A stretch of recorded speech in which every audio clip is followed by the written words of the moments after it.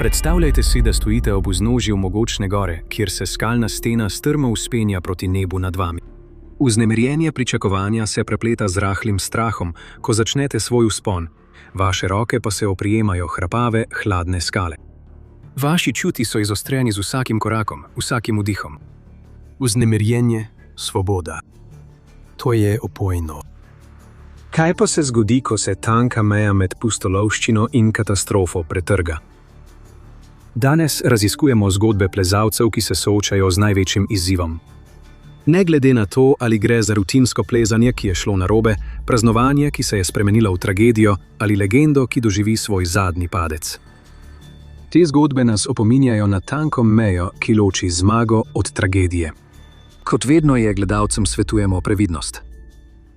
Svetlega avgustovskega jutra leta 2014 se je Brad Parker odpravil plezat na katedralni vrh v Yosemitih s svojo punco Janie Dyle. Zrak je bil svež, nebo jasno in mogočna skala je stala pred njima ter vabila k avanturi. Ko sta po zahtevnem vzponu z vrvmi in plezalno opremo dosegla vrh, je Brad zasnubil Janie in ona je rekla da. Bila sta presrečna, obdana z osupljivimi razgledi na tisto, kar je Brad imenoval najsrečnejši dan mojega življenja. A malo je vedel, da bo ta dan tragično postal njegov zadnji. S srcem, ki je še vedno prekipevalo od zaroke, se je Brad tistega popoldneva odločil za še en vzpon – Metz Crest.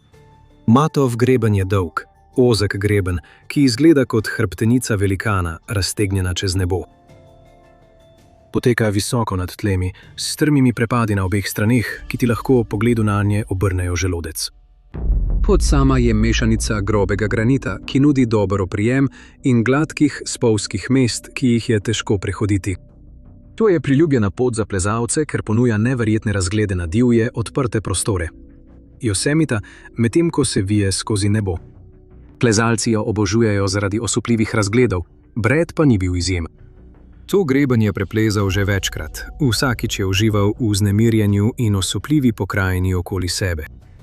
Kot običajno je Brad samozavestno začel prečiti granitni greben. Za razliko od vzpona, ki ga je pravkar opravil s svojo novo zaročenko, Brad ni imel nobenih vrvi ali plezalne opreme, kar v tem športu imenujejo prosto solo plezanje. Žibal se je z enakomernim tempom, vsak korak in oprijem sta bila premišljena in zanesljiva. Njegove roke so našle razpoke za oprijem, noge so se odrivale od trdnih stopišč, telo pa se je nagibalo v skalo, kot da bi jo objemal. Brad je premagoval različne teksture grebena, tu se je oprijemal bolj grobih delov, ki so nudili dober oprijem, nato pa previdno lovil ravnotežje na gladkejših in zahtevnejših odsekih.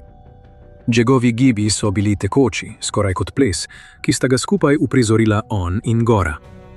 Vsake toliko se je ustavil, da je preučil pot pred seboj in načrtoval naslednje korake, vedno zavedajoč se strmega prepada, ki je bil le en napačen korak stran. To je bil njegov element, kjer je uspeval, se vzpenjal naprej in navzgor z mirno zbranostjo, ki je jasno kazala, da je izkušen plezalec, domač v višavah. Drugi plezalci so iz daljave opazovali Brada in občudovali njegovo spretnost, ko je premagoval znano pot. Toda ko so se popoldanske sence podaljševale, se je zgodilo nekaj nepričakovanega. V enem trenutku je bil Brad silhueta proti širnemu nebu, podoba samozavesti in elegance na ozkem grebenu. V naslednjem trenutku se je zdelo, da je okleval. Nihče pravzaprav ne ve, kaj se je zgodilo potem. Morda je njegova noga iskala oporo, ki je ni bilo, ali pa ga je skala izdala in popustila pod njegovo težo. V trenutku je izgubil ravnotežje. Bradove roke so za trenutek zamahnile, ko je poskušal ponovno najti oporo, a zagon je bil proti njemu. Za trenutek se je zdelo, da bi se lahko pobral, kar je bilo dokaz njegove izkušenosti in hitrih refleksov. A potem je prevzela gravitacija in ga potegnila stran od grebena. Padel je hitro, njegovo telo je izginilo iz pogleda osuplih gledalcev. Na grebenu je zavladala grozljiva tišina, kjer so le nekaj sekund prej odmevali tihi zvoki Bradovih previdnih gibov. Slišati je bilo le šepet vetra, medtem ko so drugi plezalci dojemali, kaj se je pravkar zgodilo. Zavedanje jih je močno zadelo. Greben je bil prazen tam, kjer je plezal Brad. Tragedija trenutka je bila pretresljiva in takojšnja. Tisti, ki so bili priča dogodku, so ostali v šoku in neverici. 36-letni plezalec, deskar, kolesar, inštruktor joge ter svetovni popotnik je z višine 90 metrov smrtno padel le nekaj ur potem, ko se je poslovil od svoje nove zaročenke. Za seboj je pustil družino in več 10 prijateljev, ki so se spraševali, kaj je šlo narobe. Reševalne ekipe so se na kraj dogodka odpravile tako hitro, kot so lahko, vendar je skalnat teren njihovo delo zelo otežil. Ko so ga dosegli, je bilo že prepozno. Brad je že umrl. Zaradi pozne ure in zahtevnega terena so morali počakati do naslednjega jutra, da so njegovo telo s helikopterjem pripeljali nazaj. Kaj se je zgodilo? Brad, kot so ga klicali prijatelji, je bil izkušen plezalec, poln življenja in vedno je deloval, kot da ima vse pod nadzorom. In v resnici je najverjetneje tudi bil. Nihče ni mogel pričakovati, da bo tako spreten in previden plezalec, kot je Brad, doživel tako nenadno in tragično usodo. A to je nevarnost plezanja po skalah, še posebej pa prostega solo plezanja. Dovolj je, da narediš napako samo enkrat. To je šport, ki združuje vznemirjenje zaradi višine z izzivom telesne vzdržljivosti. Plezanje po skalah je v bistvu plezanje navzgor, navzdol ali prečno po naravnih skalnih formacijah ali umetnih plezalnih stenah. Pri tem uporabljaš roke in noge za premikanje po skali, pogosto pa si zavarovan z vrvmi, plezalnim pasom in drugo varnostno opremo. Prosto solo plezanje je posebna vrsta plezanja, kjer plezalec ne uporablja nobenih vrvi ali varnostne opreme. To je zelo nevarno, saj v primeru padca plezalca nič ne ujame. Slavni plezalci, kot je Alex Honnold, so opravili nekaj neverjetnih prostih solo vzponov po svetu. Plezanje po skalah zahteva ne le fizično moč in gibčnost, temveč tudi psihično trdnost in natančno tehniko. Plezalci morajo najti ali ustvariti svojo lastno pot po skalni steni, odločiti se, kam bodo postavili roke in noge, ter ugotoviti, kako najbolje uporabiti svojo telesno težo za napredovanje. Močno se zanašajo na specializirano opremo, kot so karabini, ki so kovinske zanke z vzmetnimi zapirali za povezovanje delov plezalne opreme, ter varovala, ki pomagajo upravljati vrv med plezanjem. Tveganja, povezana s plezanjem po skalah, so precejšnja. Najbolj očitno je tveganje padca. Tudi z najboljšo pripravo in previdnostjo lahko majhna napaka ali spodrsljaj privede do padca. Dejavniki, kot so ohlapne skale, nenadne vremenske spremembe ali trenutek nepazljivosti, lahko običajen vzpon hitro spremenijo v nevarno situacijo. Potem obstaja redka, a možna nevarnost okvare opreme, zato morajo plezalci redno preverjati in vzdrževati svojo opremo, da zagotovijo, da je v dobrem stanju. In za povrh vsega lahko fizični napor pri plezanju povzroči utrujenost, kar lahko oslabi presojo ali telesne sposobnosti plezalca in poveča tveganje za nesrečo. Za samostojne plezalce, kot je Brad, so ta tveganja še večja, saj plezajo sami in brez opreme. Nimajo nikogar, ki bi jim pomagal, če padejo, ali jim pomagal pri sprejemanju odločitev. In to doda še več izziva, saj se morajo s strahom in stresom spoprijeti sami. Kar naredi zgodbo Brada pretresljivo, ni le nenaden konec dneva, ki bi moral biti eden najsrečnejših v njegovem življenju, ampak tudi to, kako hitro se je veselje spremenilo v žalost za vse, ki so ga poznali. Toda Bradova zgodba ni edina s tako šokantnim zaključkom. Skalno plezanje ima grozljivo zgodovino smrtnih žrtev, nekatere z vrvmi in nekatere brez njih. 2. junija 2018 so čuvaji v Narodnem parku Yosemite prejeli nujne klice na 911 iz več virov o tragičnem dogodku, ki se je odvijal na mogočni granitni steni El Capitana.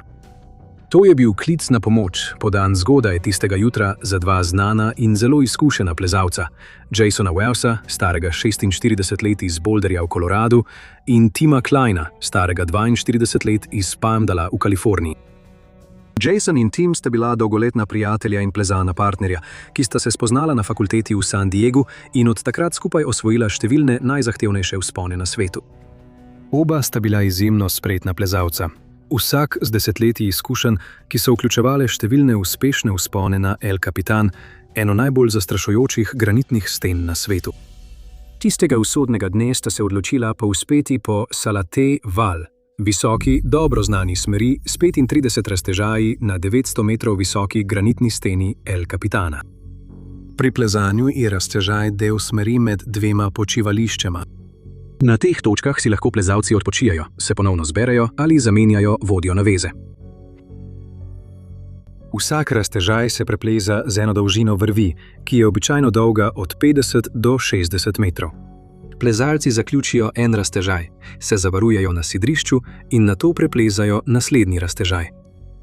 Stena Salate je bila znana po svoji strmi širini in tehničnih izzivih, ki jih predstavlja. En legendarni plezalec jo je celo opisal kot hojo po stekleni plošči. Če bi kdo lahko premagal to smer, sta to bila Jason in Tim. To smer sta že večkrat preplezala in njuni gibi so bili skozi leta skupnih vzponov popolnoma usklajeni drug z drugim. Ni bi bilo nenavadno, da sta dvojica preplezala 900 metrov visoko steno, za katero večina izkušenih plezalcev potrebuje več dni, večkrat skupaj v istem vikendu ali celo dvakrat v enem dnevu. 2. junija sta se Tim in Jason zgodaj zbudila in odšla na most El Cap, kjer sta se srečala s prijateljem Kevinom Princem. Tim in Jason običajno plezata skupaj, a tokrat sta povabila še Kevina, zdravniškega specializanta, ki ga je Tim spoznal leta 2009, ko je delal z iskalno-reševalno ekipo v Yosemitih. Jutro se je začelo z običajnimi pripravami, preverjanjem opreme, pogovorom o smeri in skupnim pričakovanjem vzpona, ki sta ga oba oboževala. Do vznožja El Capa so prišli malo po sončnem vzhodu. Odločila sta se za vzpon po smeri Free Blast, kot sta to storila že velikokrat prej. Plezala sta potem, čemur Kevin pravi, goseni način. Jason in Tim sta bila povezana z eno vrvjo, Tim in Kevin pa z drugo. Jason bi preplezal raztežaj, pritrdil vrv na sidrišče, nato bi Tim sledil, pri tem pa uporabljal pripomočke za plezanje, da bi se povzpel po vrvi, dokler ne bi dosegel sidrišča. Nato bi se zavaroval, pripravil Jasonovo vrv za naslednji raztežaj in uredil drugo vrv, da bi se lahko povzpel Kevin. Pokaže, koliko so si zaupali, saj je tak način plezanja lahko zelo tvegan. Pozitivna stran pa je, ta metoda omogoča plezalcem hitro napredovanje, kar lahko prihrani čas, vendar poveča tveganje, če ima eden od plezalcev težave.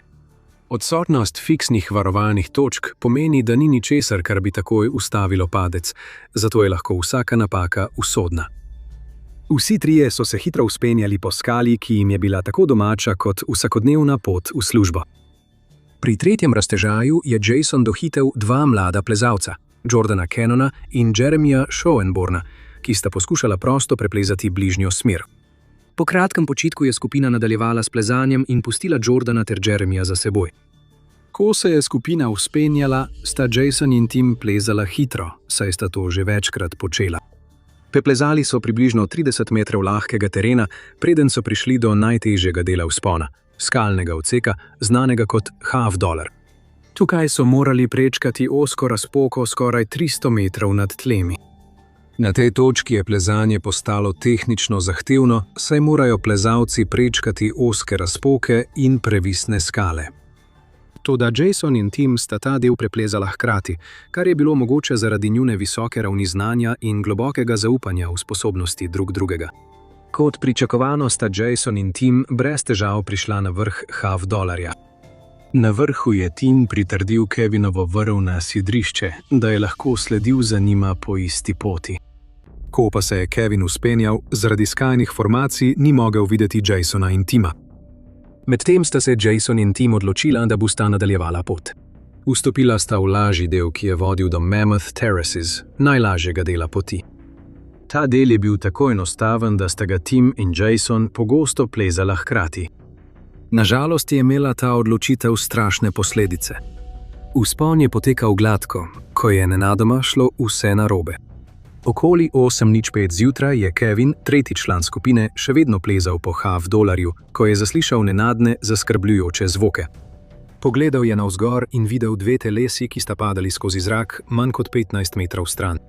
Njuna vrv, ki bi jo morala ustaviti, se je ujela za skalo, nato pa je počila. Oba moška sta padla približno 300 metrov na tla.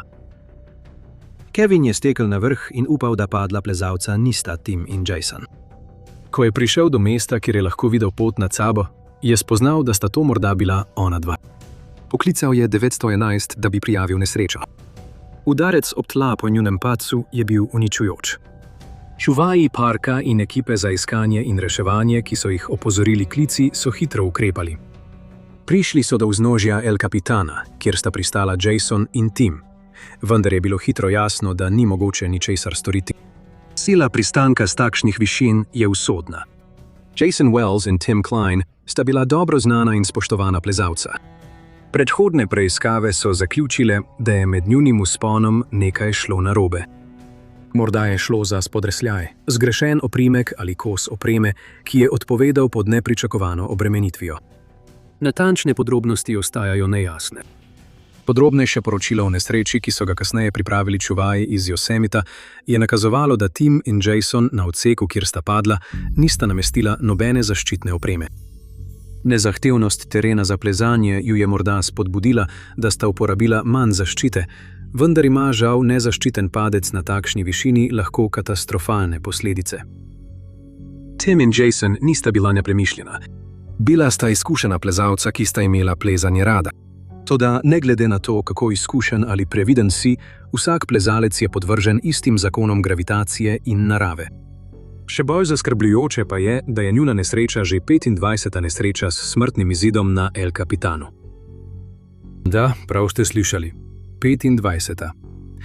Kljub pričakovanjem je športno plezanje presenetljivo tvegano.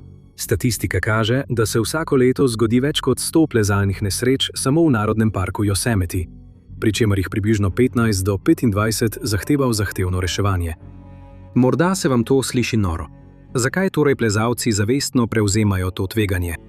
Za Brada Gobrighta je privlačnost plezanja izhajala iz edinstvene mešanice fizičnega izziva, mentalne discipline in globoke povezanosti z naravo. Brad je bil legenda v skupnosti plezalcev. Bil je priznani ameriški plezalec v prostem solu, ki se je plezanja loteval ne le kot športa, ampak kot načina življenja. Rojen v Kaliforniji leta 1988 je Bradova strast do plezanja začela že v mladih letih. Ko je imel 6 let, je že osvajal višine, ob katerih bi se večini ljudi zavrtelo v glavi. Plezanju se je posvetil s takšno vnemo, da je opustil študij na višji šoli in se raje odločil, da bo svoje življenje posvetil osvajanju vrhov po vsej Severni Ameriki. Da bi financiral svoje plezalne odprave, je Brad živel v svojem avtomobilu Honda Civic in opravljal različna priložnostna dela. Njegov način življenja je bil dokaz njegove predanosti. Vse se je vrtelo okoli plezanja. Kar je Brada ločilo od njegovih vrstnikov, je bila njegova izjemna spretnost v prostem solo plezanju. Kot smo že omenili, je prosto solo plezanje vrsta plezanja, kjer plezalec pleza brez uporabe vrvi, pasu ali zaščitne opreme. Tu je samo plezalec, njegovi plezalni čevlji in stena. Ta slog plezanja velja za najčistejšo in najbolj drzno obliko športa, saj ni nobene varnostne opreme, ki bi te ujela, če padeš. Plezalec se popolnoma zanaša na svojo moč, spretnost in mentalno osredotočenost, da premaga smer. Privlačnost prostega solo plezanja je v občutku izjemne svobode, ki jo ponuja. Plezalci čutijo globoko povezanost s skalo in okolico ter se gibajo v ritmu, ki je skoraj kot ples. Zahteva popolno samozavest in natančen nadzor nad vsakim gibom, saj ima lahko že majhna napaka resne posledice. Prosto solo plezanje zahteva tudi visoko stopnjo duševne trdnosti. Plezalci morajo obvladovati svoj strah in ostati popolnoma osredotočeni na sedanji trenutek. To je duševno in fizično zahteven šport, ki preizkuša meje tega, kar lahko plezalci dosežejo, ko se zanašajo izključno na lastne sposobnosti. Za tiste, ki se s tem ukvarjajo, je prosto solo plezanje več kot le plezanje. To je globok način, kako občutiti pristno veselje ob premagovanju izzivov in doživeti svet z osupljivih višin. In nihče tega ni razumel bolje kot Brad. Skozi leta si je Brad ustvaril ime ne le zaradi svojih drznih vzponov, ampak tudi zaradi svoje hitrosti. Znan je postal potem, da je postavil rekord na smeri The Nose na El Capitanu v Narodnem parku Yosemite, ko je pot preplezal v samo 2 urah in 19 minutah, rekord, ki je ponosno stal, dokler ni bil presežen. Pri 31 letih je bil Brad že legenda v svetu plezanja. Njegov rekordni vzpon, njegova neomejena ljubezen do gora in njegov skoraj smrtno nevaren stil plezanja so očarali tako plezalce kot gledalce. Bradova strast in globoko zakoreninjena potreba po premikanju svojih meja, potem, da vidi, kako daleč lahko gre, ter da izpopolni svojo umetnost z vsakim vzponom. Njegova predanost je bila očitna v njegovem pristopu k prostemu solo plezanju, plezanju brez kakršnekoli varovalne opreme, kjer so vložki najvišji možni. In žal je bilo prav to nebrzdano prizadevanje tisto, ki je pripeljalo do tragičnega konca. Na svež novembrski dan leta 2019 se je Brad Gobright odpravil na svoj zadnji vzpon v El Potrero Chico, znanem plezalnem območju v severni Mehiki, ki slovi po zahtevnih smereh in osupljivih razgledih. Dan se je začel z običajnim vznemirjenjem in pripravami, ko sta se Brad in njegov plezalni partner Aiden Jacobsen pripravljala na spust, ki je zahteval tako spretnost kot natančnost. Čeprav je bil najbolj znan po svojih drznih prostih solo vzponih, se je tisti dan spuščal po vrvi, tehniki, ki vključuje spuščanje z uporabo vrvi. Odločila sta se za simultano spuščanje po vrvi. Hitrejša, a bolj tvegana metoda spuščanja, kjer si dva plezalca uravnavata težo na nasprotnih koncih iste vrvi. Ta tehnika omogoča, da se plezalca spuščata hkrati, vendar močno temelji na njuni pozornosti in zanesljivosti opreme. Ko sta Brad in Aiden začela s spustom, se je sprva vse zdelo normalno. Aiden je bil nekoliko nad Bradom, vsak na svoji strani vrvi. Vzdušje je bilo polno zbranosti, tišino pa je prekinjalo le občasno klicanje drug drugemu za preverjanje. Spust je potekal gladko, dokler ni nenadoma prišlo do kritične odpovedi. Aiden se tega trenutka spominja z grozljivo jasnostjo. Začeli smo zaključevati, je povedal za revijo Outside. Bil sem malo nad njim, bil sem na levi, on je bil na desni. Potem sem nenadoma začutil pok in začela sva padati. To je bil trenutek, ob katerem ti zastane srce. Takšnega se boji vsak plezalec. Aidenu se je želodec obrnil, ko je vrv popustila. V tistih grozljivih sekundah sta bila Brad in Aiden v prostem padu. Aiden je priletel skozi grm, ki je nekoliko ublažil njegov padec, preden je zadel polico. Čudežno je preživel le z manjšimi poškodbami. Toda za Brada je bil izid veliko slabši. Zavpil je, oster, pretresljiv zvok, ki je prebil zrak. Aiden, ki se je še vedno pobiral po svojem padcu, je slišal, kako se je krik nenadoma prekinil. Bilo je v bistvu vse zamegljeno, se je spomnil Aiden. Zakričal je. Zakričal sem. Prešel sem skozi nekaj rastlinja, potem pa se spomnim le še, kako sem videl njegovo modro majico Grumiči, kako je odskočila čez rob. Spodaj so lahko drugi plezalci in priče le z grozo opazovali. Eden izmed njih, ki je kasneje govoril z reševalci, je opisal prizor. Zgodilo se je tako hitro. V enem trenutku se je Brad spuščal. V naslednjem trenutku ga ni bilo več. Reševalna akcija se je začela takoj, saj sta se lokalna civilna zaščita in plezalna skupnost mobilizirali, da bi prišli do Breda. Toda bilo je prepozno. Padel je 600 čevljev naravnost na tla, brez česarkoli, kar bi ublažilo njegov padec. Ko so reševalci prišli do njega, je Brad že podlegel poškodbam. Plezalski svet je žaloval za izgubo enega svojih najsvetlejših zvezd, plezalca, ki je svojo strast zasledoval do skrajnih meja. Plezalci pogosto govorijo o globokem zadovoljstvu, ki ga prinaša premagovanje zahtevne smeri, o občutku dosežka, ki izhaja iz premikanja lastnih meja, ter o izjemni lepoti razgledov, ki jih takšni vzponi omogočajo. Nathaniel Masahi Takatsuno, ljubkovalno klican Nate, je to miselnost utelešal v največji meri. Pri komaj 22 letih je Nate opravil svoj zadnji vzpon na goro El Cajon, kraj, kjer je čutil globoko povezanost s skalo in naravnim svetom okoli sebe. Gora El Cajon, ki se nahaja v okrožju San Diego v Kaliforniji, je priljubljena destinacija za plezalce. Na gori je na voljo veliko različnih plezalnih smeri z različnimi stopnjami težavnosti, zato je priljubljena tako med začetniki kot izkušenimi plezalci. Granitna stena gore ponuja zahtevne vzpone, ki privabljajo plezalce, ki želijo preizkusiti svoje sposobnosti. Pri skalnem plezanju obstaja sistem za ocenjevanje težavnosti smeri. Najpogosteje uporabljen je Yosemite Decimal System, YDS. Ta sistem ocenjevanja razvršča smeri glede na tehnično zahtevnost in spretnosti, potrebne za njihovo preplezanje. V tem sistemu se ocene za skalno plezanje gibljejo od razreda 1, ki pomeni lahko hojo po poti, do razreda 5, ki vključuje tehnično plezanje po skali, kjer so potrebne vrvi in varovanje. Znotraj razreda 5XYDS dodatno razčleni težavnost od 5.0 do 5.15, pri čemer se zahtevnost in potrebne tehnične spretnosti stopnjujejo. Težavnost smeri na gori El Cajon je zelo različna. Medtem ko so nekatere smeri dostopne začetnikom, obstajajo tudi smeri z oceno 5.12, kar pomeni, da veljajo za zelo zahtevne in običajno zahtevajo napredne plezalne tehnike ter precej izkušenj. Toda ne glede na težavnost smeri je bil Nate, rojen in vzgojen v zalivskem območju, več kot pripravljen na izziv. Nate je vedno videl Sierra Nevade kot svoje domače igrišče. Nateova strast do plezanja je bila znana vsem, ki so ga poznali.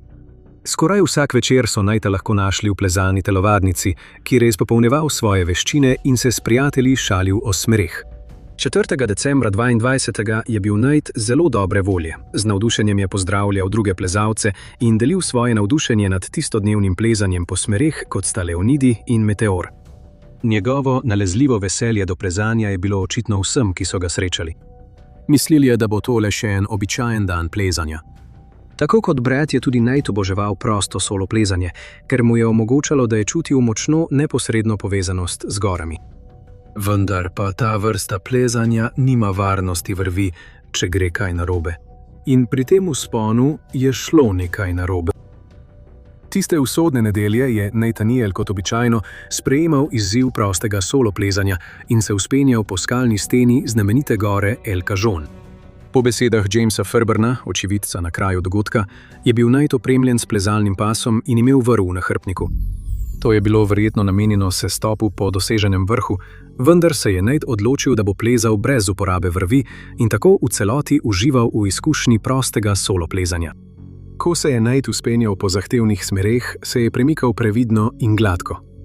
Dan je bil jasen in se je zdel popoln za plezanje. James in drugi plezalci so opazovali z različnih mest, navdušeni nad Nateovo spretnostjo in pogumom.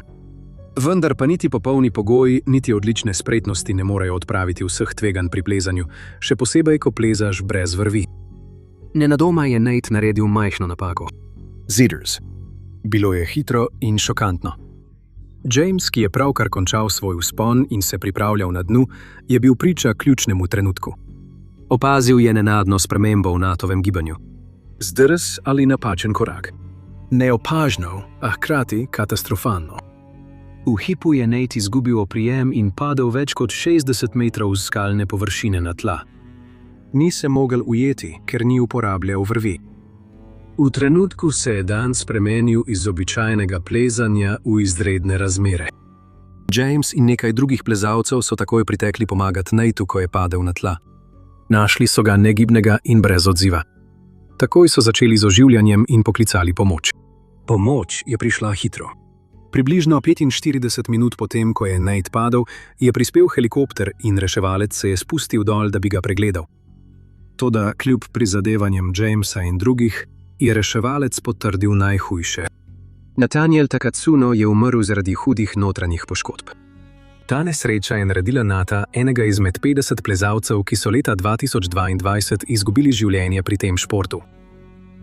To je vse za danes. Hvala za ogled in se vidimo naslednjič. Bodite pogumni in živite pogumno.